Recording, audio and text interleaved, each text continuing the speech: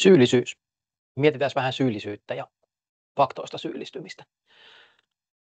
Semmoinen tuhoisa syyllisyys on tällä hetkellä ihan normikäsitys, eli banaali paha, jossa me annetaan kaikki paska, mitä tässä ympärillä tapahtuu, niin annetaan se jatkuu ja ollaan vaan mielikuvituksettomuuden, syyllisyyden ja toivottomuuden lamaannuttomana siinä kyydissä. Meillä ei ole mitään vastuuta ja odotetaan, että joku muu hoitaa. Tai sitten odotetaan sitä, että meistä tulee ihan varmasti ihan just miljardöörejä ja meillä on varaa rakentaa oma maailmanlopun bunkkeri, jonne mennään odottamaan, että pöly laskeutuu. Voisiko tälle olla vaihtoehto semmoinen ihan helvetin oikeudenmukainen ja tehokas keino ja yksinkertainenkin, ehkä semmoinen melkein eeppinen. Kuulostaa siltä, että kukaan ei ole vielä keksinyt semmoista, mutta mä väitän, että semmoinen on. Mutta kerron sen pikkusen myöhemmin. Metsästetään ekaksi vähän kuitenkin tätä syyllisyyttä siitä kulutuksesta ja niin kuin rakenteellista ja kulttuurillista muutosta kohti oikeudenmukaista ja kohti kestävää. Rakenteellinen on siis se systeemitaso, eli se normi, joka on tällä hetkellä viemässä meitä maailman loppuun, sukupuuttoon, fasismiin ja vaikka minne. Jonnekin semmoiseen maailmaan, mitä kukaan ei halua, paitsi kourallinen pieniä miehiä. Se on helppo, se on automaattinen. Sinne on kurssi asetettu jo kymmeniä vuosia. Ja se on pidetty aika vakaasti samaan suuntaan, että pikkusen on käännytty toiseen suuntaan ja välillä toiseen suuntaan, mutta ikuista kasvua vähän eri värisinä meille on tarjoltu kymmeniä vuosia. Ja luvattu, että alukka, kyllä. Uskoo sitä, että luvataan sille, että sitten joskus 50 vuoden päästä niin aletaan kestäväksi tai vähennetään kulutusta tai tehdään yhtäkkiä siitä kulutuksesta jotenkin tosi siistiä. Mutta oikeudenmukaisessa maailmassa se automaattinen ja se normaali vaihtoehto olisi oletuksena ja oikeudenmukainen. Siitä olisi pidetty huoli, että ei olisi olemassa sellaisia paskoja vaihtoehtoja tai että sun ei tarvitsisi miettiä sitä, että onko tämä normaali tapa mennä duuniin tai normaali tapa syödä, niin onko tämä oikein tai väärin. Siitä ei tarvitsisi tuntea syyllisyyttä. Maailma olisi rakennettu silleen, että se olisi helppo ja oikeudenmukainen meille ja kolmannelle maailmalle ja tuleville sukupolville ja ihan kaikille. Ja se maailma olisi rakenteellisesti silleen oikeudenmukainen, jos johtajat ja päättäjät, päätöksentekijät vaan pystyisivät tekemään fiksuja päätöksiä, tekemään rakenteista sellaisia, että ne olisi kestäviä, ne ehkä siis haaskausta ja ne osaisi priorisoida sellaisen kaman, mikä tekee hyvinvointia ja joka ei ole ainoastaan vaan mittaa sitä kulutuksen mukaan. Nyt se helppo ja halpa on tosi monessa paikassa. Se epäoikeudenmukainen ja vastuu siitä oikeasta valinnasta on tupattu tavalliselle ihmiselle, sulle ja yleensä lisähintalapun kanssa. Pahimmillaan se epäoikeudenmukainen valinta on jopa jotain täysin tarpeetonta, joka on kuitenkin niiden rakenteiden vaatiman sen ikuisen kasvun nimissä saatu meidät ostamaan. Huijattu ostamaan. Me järkäiltiin viime torstaina semmoinen keskiluokkainen vegaanikauralatte paneelikeskustelu ja mä näytän teille pätkän tuosta rakenteet versus yksilö ja syyllistäminen ja syyllistyminen teemasta. Ja mietit tässä samalla vähän omaa syyllistymistä, vaikka autoilemisesta tai lentämisestä tai jos et syö vegaanisesti tai toisaalta tälle suunnalle. Siis meillähän on mahtavia esimerkkejä historiasta. Miettikää, miten tupakoinnille kävi. Niin kuin 50 vuotta sitten tai 70 vuotta sitten kaikki röykäs, 12-vuotias poltti.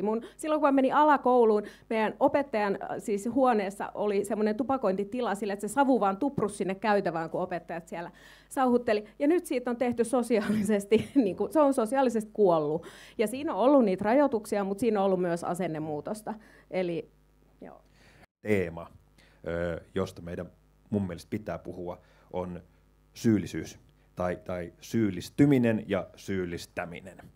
Ja mun kysymys oikeastaan kaikessa ytimekkyydessä, että mitä te uskotte itse, miten te ajattelette, onko siitä hyötyä, toimiiko se?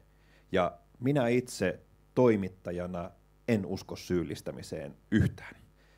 No, mä ajattelen niin kuin sellaisia muutoksia, missä on onnistuttu ja myöskin viittaan nyt tähän kaupalliseen osaamiseen, tuon ehkä sitä näkökulmaa, että siis kaikilla muutoksilla tai tapojen muuttamisella, sillähän pitää olla tunteiden tuki. Ja se nähdään kaikissa tuotelanseerauksissa. Myydään joku uusi tuote, niin jos tunteet on heti vastaan, niin ei herää edes kokeilukiinnostusta, mikä on edellytys sille, että ihminen 7 kertaa kokeilee jotain uutta ja sitten siitä tulee tapa ja tottumus. Tämä on ihan kiistaton kauppatieteellinen tutkittu asia.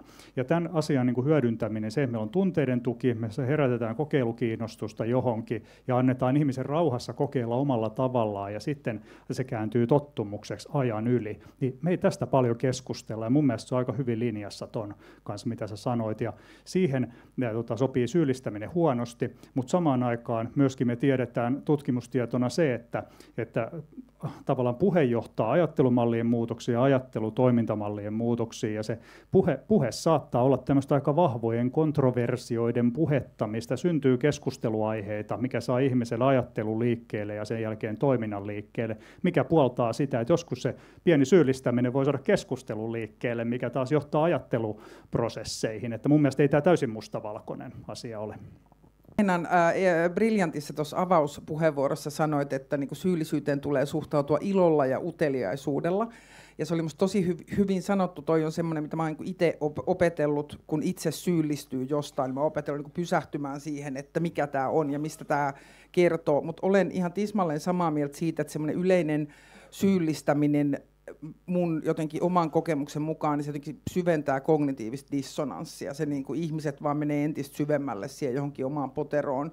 Ja mä en ole koskaan nähnyt, että semmoinen, että minä vaikka joskus silloin 100 vuotta sitten vasta vegaaniksi ryhtyneenä intomielisenä halusin kaikille kertoa, mikä, niin kuin, että miten pitää olla, niin ei se tuota mitään muutosta, että yrittäisin jotain syyllistää. Että itse uskon esimerkkien tekemiseen ja niin kuin siihen, että miten voi omassa elämässään niin kuin jakaa kivoja vegaanireseptejä, niin se on niin kuin tehokkaampi tapa tuottaa lisää vegaanisia aterioita maailmaan kuin syyllistää. Ja syyllistäminen ja syyllistyminen, nehän on semmoisia niin liskoaivoasioita tavallaan, että mun on ainakin ihan hirveän helppo kuvitella, että jos joku alkaa syyllistämään, niin siinä ensireaktio, niin kuin, ellei ole harjaantunut tavallaan jo toisella askelella, niin ensireaktio ei ole se, että suhtaudupas tähän uteliaasti, vaan se on semmoinen, vittu, mitä sä tuot mulle niin kuin horisee, että teet näin. Joo, ole hyvä.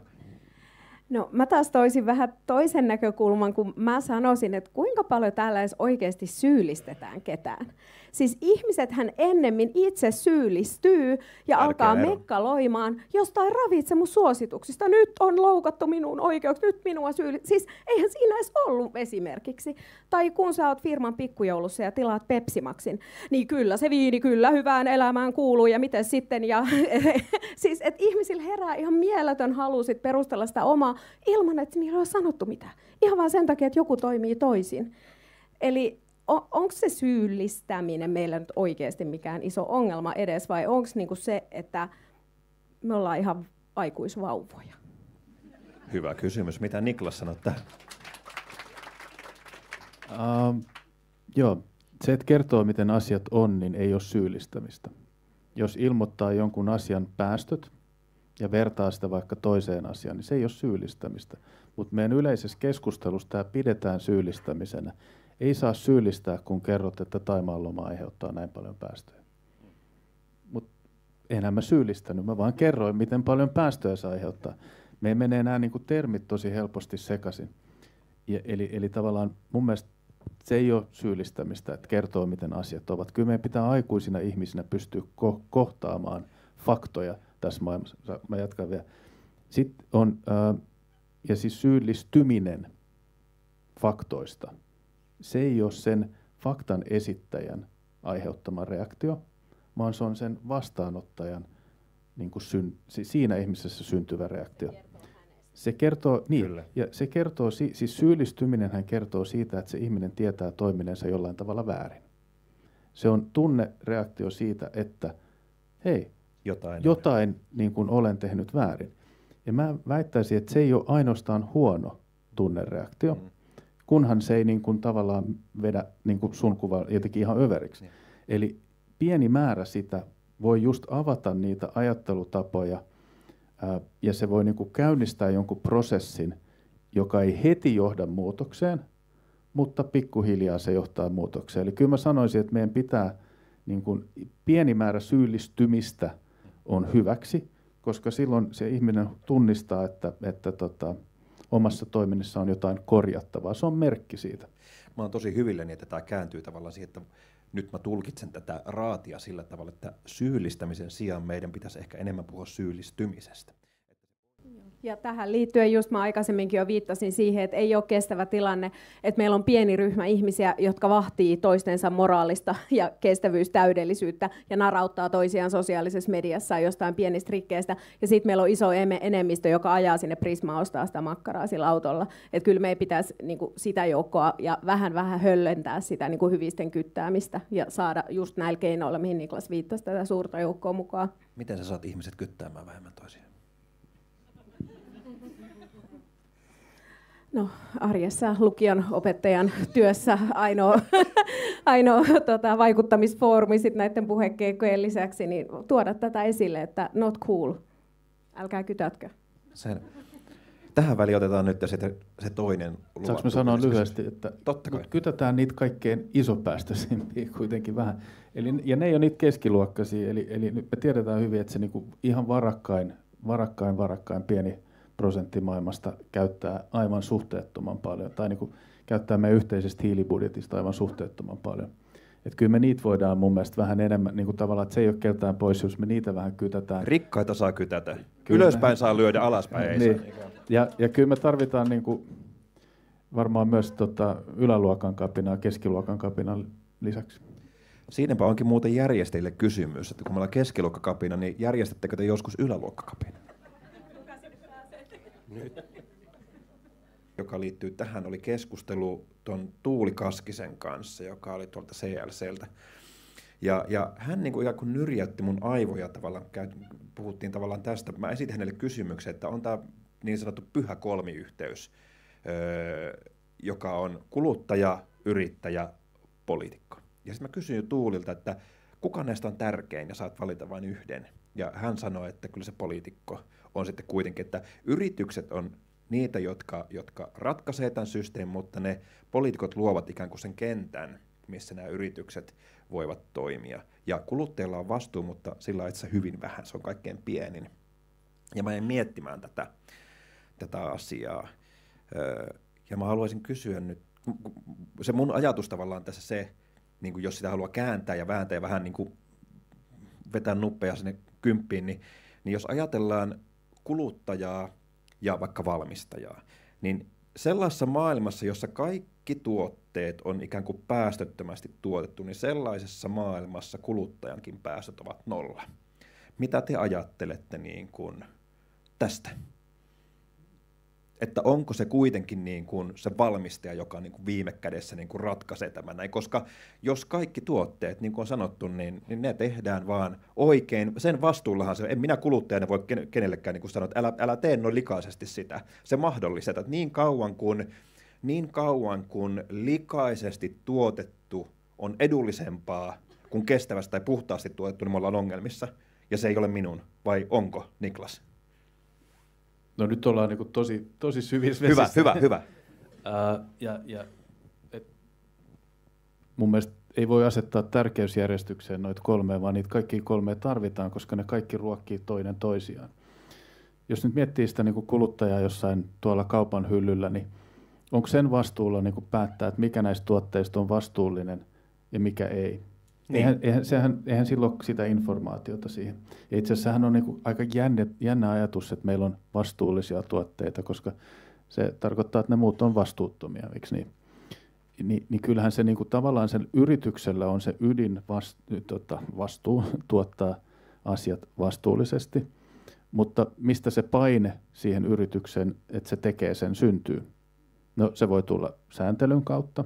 Eli on yritysvastuulainsäädäntö ja niin edelleen. Katteesta. Niin, joo, mutta mistä se sääntely johtuu? Ei sekään niin kuin synny, tai tavallaan niin kuin ehkä mitä mä yritän sanoa, että nämä rakenteet, joita me tarvitaan ohjaamaan meitä kuluttajia ja yrityksiä tekemään fiksumpia valintoja, luomaan fiksumpia liiketoimintamalleja, niin ei ne niin kuin taivaalta tipu. Ne ei tipu, meidän pitää vaatia niitä, ja sen takia niin kuin tavallaan eihän me olla kuluttajia, vaan me ollaan niin kuin kansalaisia. Me voidaan vaatia, me voidaan edistää sitä, me voidaan muuttaa itse normeja omilla valinnoillamme, mutta sitten me voidaan olla äänessä, me voidaan vaikuttaa politiikkaan, me voidaan vaikuttaa suoraan niihin yrityksiin ja luoda edellytyksiä sille, että niitä uusia rakenteita syntyy. Siihen me tarvitaan niitä poliitikkoja, mutta ei ne poliitikot ole se niin kuin tavallaan lähtölaukaus. sieltä se ei synny se muutos niillä, tai ne uudet rakenteet ei synny sieltä, vaan ne syntyy siitä, että se paine muualta kasvaa riittävän isoksi, jotta ne rupeaa sitten sääntelemään. Ne tulee aina vähän perässä, ja tämä niin kuin valitettavasti niin kuin korostaa meidän kaikkien vastuuta. Me ei voida niin kuin olla passiivisia ajatella, että joku ratkaisee tämän meidän puolesta. Ja musta me ollaan vähän niin kuin liikaa. Jokainen toki tekee niin kuin oman jaksamisensa ja kykynsä mukaan, mutta tavallaan mun mielestä meidän pitää päästä pois siitä ajatuksesta, että joku ratkaisee tämän meidän puolesta. Ja mä tartun siihen teidän toivoa etsimässä sarjaan. Mä en niin kuin halua, että meillä on toivoa sen takia, että se on passivoiva heti jo. Koska se toivo mun mielestä asettaa odotukset sille, että joku muu tekee. Että mä toivon, että joku muu tekee. Ja se vie sitä niin kuin toimijuutta ja velvoitetta toimijuudelta pois. Me jatketaan tätä keskustelua toivosta, mutta käydään ensin vielä, mitä Timo oli ajatellut tästä tai niin sanotusta pyhästä kolmiyhteydestä. Joo, mä oon samaa mieltä, että poliitikot ei ole kyllä sen junan niin kuin ensimmäinen vaunu. Eikä ne ole välttämättä viimeinenkään, vaan niitä pitää olla vain niin kuin joka vaunussa. Ja tuossa on itse asiassa tuohon moni muu valtarakenne, mikä on hyvin lähellä kytköksissä tähän politiikkaan, niin on tämä edunvalvonta, mikä ei millään tavalla tällä hetkellä tue siis systeemistä muutosta. Mä nyt tarkoitan tässä, enkä päästele nyt EU-komission puolesta näitä juttuja, vaan ihan omana mielipiteenä, että meillä on niin perustavaa laatua olevasti perseellään tämä systeemi, että meillä tavallaan luonnonvaroilla, kun ei oikein kunnon hintaa, ja sitten kaikkien tuotteiden ja materiaalien elinkaari, niin verokertymät vaan kasvaa, mitä pidemmäksi tuotteiden elinkaaret tulee, tai jotain tuotetta lainataan tai huolletaan tai käytetään kierrätettyä materiaalia. Että tämä koko markkinatalouden juridinen kehikko tukee uuden valmistamista ja lyhytikäisten tuotteiden tuottamista. Ja sitten vielä tämmöistä ruokaketjua, missä 60 kaloria on jogurttipurkissa ja siihen on 10-kertainen määrä mennyt energiaa ja kaikki sanoo, että meillä on tehomaatalous. Niin tavallaan tämän tyyppinen järjestelmä, kun tätä puretaan, niin herää kysymys, että miten se puretaan. Ja kyllä mä olen samaa mieltä, että se paine pitää syntyä niin kuin syvästi ja laajasti. Ja se politiikka, niin kuin Niklas sanoi tuossa, niin on heijastuma siitä semmoista systeemisen muutoksen tarpeen kansanliikkeestä. Ja tämä asia pitäisi niin kuin siis natottaa. Natossahan me saatiin tämä, niin kuin, ei montaa päivää mennyt, kun kaikki sanoo, että ollaan Natossa. Niin tässä pitäisi olla ihan sama homma, että nyt ensi viikolla EU laittaa meille luonnonvaroille hinnan ja tuplaverot pois ja että saadaan tavara kiertämään ja riippuvuus neitsellisten materiaalien käytöstä poistettua. Näin mä sen ajattelen, että se lähtee niistä ihmisistä. Okay, hyvä. Saat sanoa nopeasti, annetaan Raisalle. Toi edunvalvonta oli hyvä pointti, koska meillä on tosi paljon jarruttavia voimia tässä yhteiskunnassa. Ja meidän pakko tunnistaa ne ja ikään kuin sanoa ääneen, ketä ne ja mitä ne on. Meillä on niin kuin yritykset, erilaiset toimialat tekee edunvalvontaa, ja se on aina niin kuin lähtökohtaisesti muutosta jarruttavaa. Tuossa tulikin aika huikeata settiä. Jos vegaanisen siirtymisellä ihmiskunta pääsisi puoleen väliin tai ehkä ylikin kohti sitä nettonollaa, ja toinen mokoma tuli siitä ylimpien 2% kohtuuttomasta elämäntavasta, niin olisiko tällä kombolla sun tunteiden tuki, kun Timo puhui tuossa tunteiden tuesta sille muutokselle? Jos tulevaisuudesta puhutaan, niin pystyisitkö sä asemoitumaan siihen, että ylimmän 2% kohtuuttomuus ja eläinperäinen safka on kuitenkin niin lähelle fysiikan lakeja. Ja sellaiset isot matalalla roikkuvat hedelmät silleen meidän jatkoon pääsemiseksi, meidän lasten jatkoon pääsemiseksi. Mutta saisiko se sun tunteiden tuen vai olisiko se syyllistäviä juttuja? Niin syyllistytkö sä, jos mä sanon ääneen, että vegaaninen on oikeudenmukaisin tai ehkä jopa ainoa oikeudenmukainen ruokavaliolle 8 miljardille ihmiselle, jos me halutaan jonkunnäköinen tulevaisuus? Syyllistytkö, jos sanon, että meillä on varaa joko miljonääreihin ja miljardööreihin tai sitten tulevaisuuteen, mutta molemmat ei mahdu samaan lauseeseen. Mä väitän, että kun aletaan puhua näistä fysiikan lakeina ja aletaan rehelliseksi, niin se muutos tapahtuu. Nyt se banaali normaali on se, että me ei suostuta sanoa ääneen sitä, mikä on oikea vaihtoehto, vaan esitetään, että kyllähän tämä yksityiskoneen huvin vuoksi lentäminen ympyrää on rakenteellinen ongelma ja systeemitasohan se muuttaa ihan just kohta kestäväksi. Tai sitten se on mahdotonta vaan muuttaa sitä, että ei voi mitään, mutta rakenteellinen ongelma, että mä laitan yksityiskoneen lentää tuohon huvin vuoksi ympyrää. Tämmöiseen huijaukseen me on suostuttu lähteä ihan porukalla ja kollektiivisesti.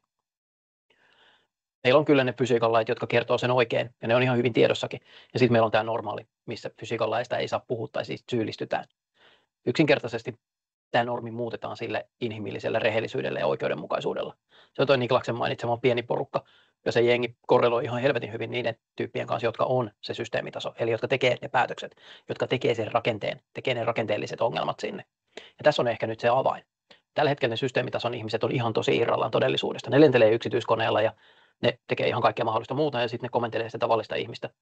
Tai ei ne oikein komenna tavallista ihmistäkään tekemään mitään, koska sitten siinä tulisi vähän semmoinen, vaan toivotaan silleen nätisti, että tavallinen ihminen yhtäkkiä alkaisi ekojeesukseksi, vaikka rakenteet on ihan päin persettä. Tai sitten sitä tehdään tahallaan ahneuttaa. Mutta tämä fysiikan laista syyllistyminen johtuu ihan hyvältä osalta siitä ristiriidasta, jonka tämän ylimmän 2% epäoikeudenmukainen elintaso tekee. Ja se mun keino, jota lupasin ja jolla tämä muutetaan, se on semmoinen eeppinen oikeudenmukaisuus. Semmoinen, jossa me ei suostuta enää valitsemaan sellaisia johtajia, joilla ei ole jalat maassa. Jotka ei uskalla tuntea sitä eroa normaalin ja oikeudenmukaisuuden välillä. Tai jotka ei välitä vaan siitä. Se ero siinä normaalin ja oikeudenmukaisen välissä, niin se on nyt se eeppinen alue. Ja tämä fiksataan sille, että jokainen oikeudenmukaisuudesta puhuva johtaja joutuu alkamaan kertoa omat perustuntumat näistä fysiikan laeista ja yrittää elää niiden mukaan. Eli yrittää sitä ekojeesusta ja feilata ihan täysin. Yrittää elää vegaanisesti, ilman autoa, ilman päihteitä, ilman lentoa, ilman somea. Jokainen johtaja, joka esittää oikeudenmukaista tai puhuu oikeudenmukaisuudesta, niin joutuu kokeilemaan tuon ihan vaan sen takia, että se näkee, että miten helvetin vaikeaa se on. Mahdotonta, koska ne rakenteet, jotka nämä tyypit on suunnitellut, niin ne on ihan perseestä. Ne käytännössä pakottaa ihmiskunnan sellaiseen addiktioon-omaiseen tuhlaukseen, millä ei ole mitään tekemistä hyvinvoinnin kanssa. Sillä on tekemistä vaan kuluttamisen kanssa. Järjettömän pakonomaisen kuluttamisen kanssa. Sen vastuun sysääminen sen yksilön niskaan on ihan kohtuutonta. Sen tavallisen ihmisen niskaan. Se on ihan kohtuutonta. Se valtasuhde siinä rakenteiden ja yksilön välissä niin on ihan tosi epäsymmetrinen. Ja siinä nämä banaalit päättäjät ja johtajat on feilannut meidät ihan kokonaan. Ja sen takia tähän tarvitaan nyt semmoinen uusi ryhmä, joka nyt on nimetty sitten eeppiseksi, että meillä on eeppinen ja banaali. Tämä nykyinen on banaali ja se tuleva porukka, joka pystyy antamaan meille mahdollisuuden tulevaisuuteen yleensä, niin ne on niitä eeppisiä. Ja ne uskaltaa sanoa ääneen sen oikeudenmukaisimman faktan. Ja sen jälkeen kertoo, että rakenteessa on mätää. Ja mäkään en pysty tähän näin, mutta hei, mulla on suunnitelma, eeppinen semmoinen.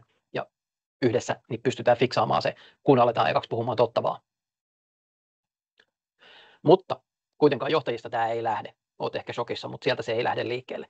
Sieltä on kuultu niin paljon sanoja sieltä yksityiskoneista ja kopista ja World Economic Forumista ja joka paikasta.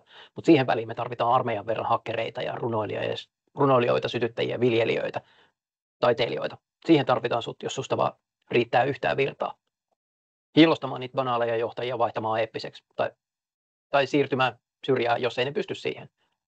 Tekemään ruohonjuuritason kulttuurimuutosta, vaikka nyt sitten testaamaan sitä, että miten vaikeaa joku näistä on, ja onnistumaan ehkä jossain, ainakin puhumaan siitä, että tämä on vaikeaa ja tämä olisi se oikeudenmukainen, tämä on se fakta, tämä on se fysiikan laki. Ja rekrytoimaan lisää hakkereita. Ja sitten siinä vaiheessa, jos tuntuu siltä, että tämän hetken banaalit johtajat ei suostu tai ei uskalla tai ei pysty alkamaan eeppiseksi, niin sitten hakkereista pitää alkaa nostaa niitä johtajia.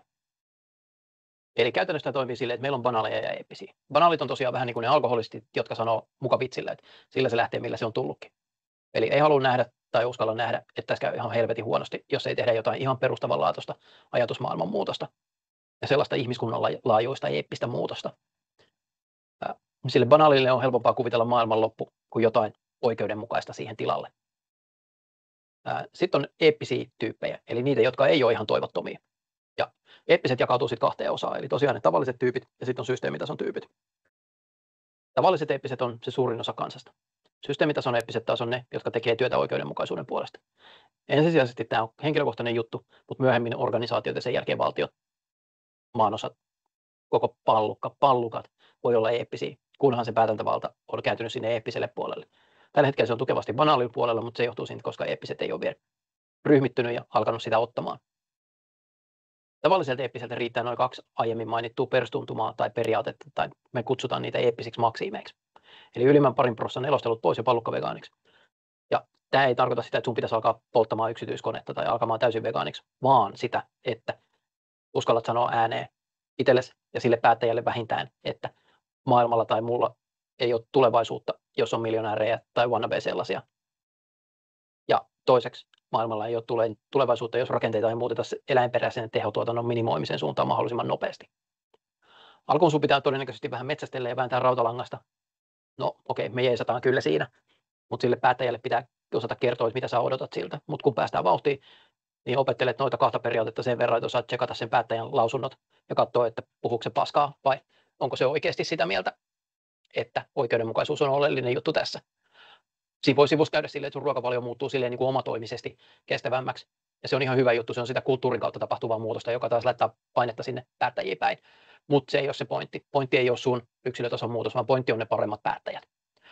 Kunhan hukkaat sen syyllisyyden ja vastineeksi siitä syyllisyyden hävittämisestä, näet vähän vaivaa siihen, että pistät johtajat vastuuseen niistä sanoista, ettei ne pääse enää paskaa puhumalla sinne. Mutta tosiaan ensisijaisesti näiden kummankin tulee olla rakenteellisia muutoksia. Systeemitason eeppinen taas voi olla tavis, joka on vapaaehtoisesti lähtenyt hakkeriksi, tai sitten tyyppi, joka puhuu oikeudenmukaisuudesta työkseen. Siltä odotetaan taas vähän enemmän semmoista rehellisyyttä, rohkeutta, haastamista. Sen tulee ihan säännönmukaisesti aloittaa esimerkiksi keskustelun muiden päättäjien ja johtajien kanssa sanoilla, että ootko banaali vai eeppinen. Sen tulee tehdä vähän pidempi lista omista maksimeista ja peilata omaa elämää niihin ja kertoa niistä peilauksista rehellisesti muille. Ja siinä kanavassa, jossa se on tottunut muutenkin tekemisistä ja kertomaan. Eli käytännössä niin odotetaan siltä semmoista rehellistä reflektioa, että missä se on onnistunut ja mitkä on ihan tosi vaikeita kohtia sille ja vähän uteliaisuutta sen suhteen, että miten niitä rakenteita pitäisi muuttaa, että se oikeudenmukainen elämä muuttuisi helpoksi sillekin tai ensisijaisesti sille itselleen. Koska siinä vaiheessa, kun päättäjät elää sitä oikeudenmukaista elämää, niin siinä vaiheessa se on automaattisesti sitä meillekin. Tämän systeemieeppisen tulee opetella myös vähän lisää universaaleista eettisistä periaatteista, vähän filosofiaa, perusoikeuksia, ihmisoikeuksia, ja niitä tulee käyttää apuna, tai niistähän toi maksimilista käytännössä koostuu. Että mitä jos kaikki 8 miljardia tekisi näin, niin vaikka siihen ei päästä suoraan, niin sen johtajan tulee osata peilata sitä, että miten tämä vertautuu tuohon noin. Ja yksi semmoinen iso juttu, mikä systeemieeppisen pitää tehdä, niin on aloittaa keskustelu kohtuuttoman rajan määrittämisestä. Eli se, minkä yläpuolella kulutus ei enää millään tavalla mene rakenteiden piikkiin. Missä vaiheessa ei ole enää systeemitason piikkiin menevää kulutusta. Mä heitän tässä vaiheessa nyt alustavasti sen kohtuuttoman rajan sinne ylimmän prosentin elintasoon, eli johonkin reilun 20 tonnin vuotuiseen päästöihin. Se on suunnilleen 10 kertaa se kestävänä pidetty 2,5 tonnin raja ja 3 kertaa sen tavallaisen suomalaisen, eli mediaanisuomalaisen päästöt. Eli mikä on kohtuutonta? Onko ne jotain niin kuin tiettyjä elintapoja? Voisin kuvitella, että sinne voisi niin kuin megajahdit tai yksityiskoneet mennä. Että niitä ei pysty enää laittamaan rakenteiden piikkiin. Se ei ole rakenteellista. Mutta siitä on aloitettava keskustelu ja heitetään se nyt alkuun sinne 1%. Mä odotan, että se tulee ehkä sieltä jonkun verran alaspäinkin, mutta se ei ole oleellista. Jos se 1% on laitettu, niin se hoitaa 15% suoraan päästöistä pois. Ja tämä menee sen ykkösmaksiimin kanssa hyvin yhteen. Ja tämä on se jotain ihan ennennäkemätöntä ja samalla ihan käsittämättömän runollisen oikeudenmukaista, kun ne tyypit, jotka on tätä pallukkaa ollut polttamassa, niin joutuu alkaa kiertämään aivojaan sen ympärille, että kohtuuton on oikeasti kohtuutonta. Eeppisyys on siitä ihan hyvä ja armollinen, että tässä ei ole olemassa millin tarkkaa manuaalia. Ei ole sääntöjä, ei ole playbookia. Pyrit oikeudenmukaisuuteen ja rehellisyyteen, välillä vähän juttelet muiden tyyppien kanssa siitä ja hyväksyt sen epätäydellisyyden siinä. Ja teet tätä omien resurssien ja jaksamisen mukaan. Ja yksin tehtynä niin tälle ei hirveästi ole mitään väliä, mutta siinä vaiheessa, kun meitä on ensimmäinen 1 000 000 kasassa, niin sen jälkeen meille ei mahda kukaan mitään. Nyt algoritmi ei todennäköisemmin tule tykkäämään tästä ideasta eikä levitä. Eli tätä mieluummin levitä juttelemalla tyyppien kanssa. Levität keskustelemalla tai privaviesteillä keskustelussa, mutta mieluiten naamatusten. Okei, mutta tuli melkoinen setti, mutta jos olet tänne asti jaksanut, niin nyt kysyn, että ootko banaali vai ootko eeppinen?